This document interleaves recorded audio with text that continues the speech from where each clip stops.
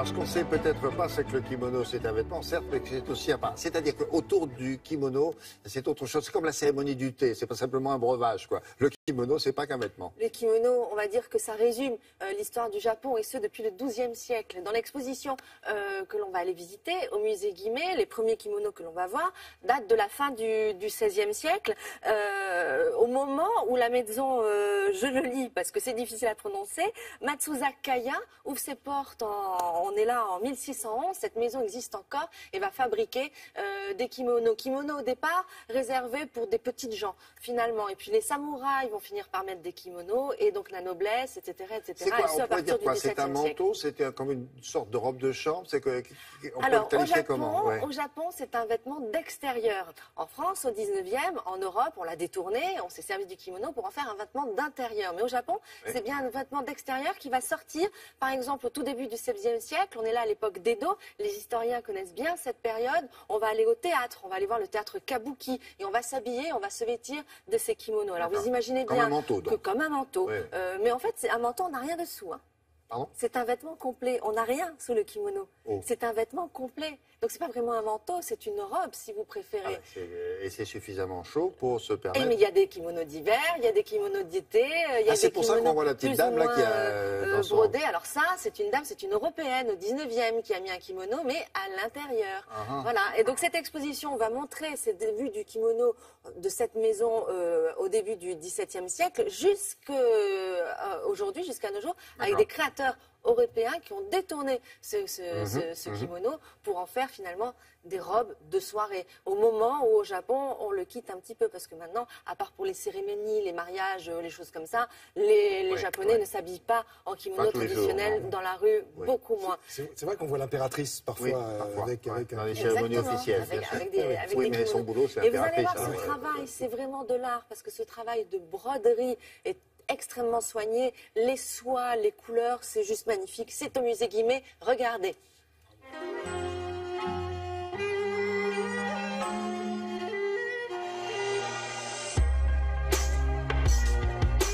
Le kimono répond à une architecture particulière. Il est fait de façon très géométrique. Il est taillé dans un rouleau toujours de même largeur, 35 cm de large, et on ne va jamais retailler dans la largeur ce rouleau.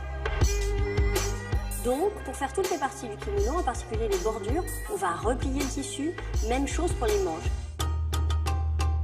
Il est aussi agrémenté d'un élément très important pour les kimonos de femmes, qu'on appelle le obi, la ceinture, qui indique la classe sociale, l'état par exemple matrimonial ou pas de la personne qui le porte.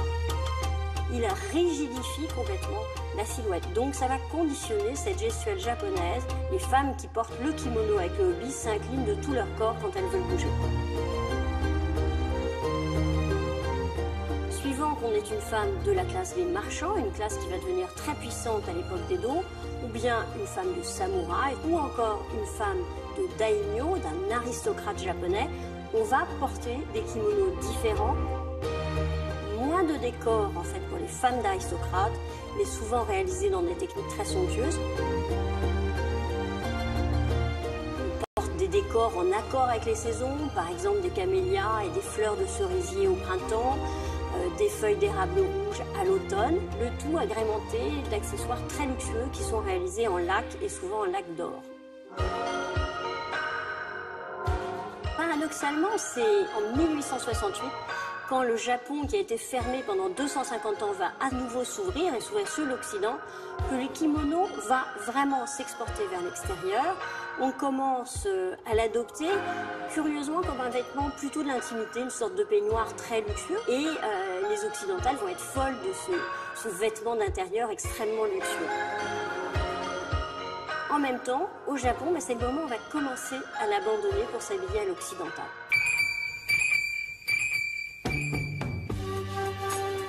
La période contemporaine, je dirais, c'est aussi un feu d'artifice, avec d'abord la présentation des créateurs japonais. Alors il y a des noms qu'on connaît très bien, évidemment, comme Kenzo, mais il y a aussi des noms moins connus et très extraordinaires, comme Junko Koshino, qui continue à inventer des kimonos complètement revisités, très contemporains, je dirais presque un peu swingants. Et puis, il y a une partie parisienne dans laquelle on se trouve et qui montre combien ce kimono a été reçu par la grande couture française. Tous les grands couturiers continuent à utiliser ce modèle du kimono et d'une certaine façon, ils le dépassent et ils le réinventent constamment. Voilà, au musée Guimet à Paris. Oui, à voir jusqu'au 22 mai. Je vous assure que c'est vraiment pour les gens qui aiment la broderie, la couture ou l'histoire de l'art tout simplement. C'est vraiment une expo. Il y a des créateurs français qui sont risqués. Hein, là, il y en a il y a des jolis noms de la création française. Alors kimono en japonais, c'est vrai, ça veut dire c'est la chose qu'on porte sur soi. Et soi, SOI. Et eux aussi. Et eux aussi.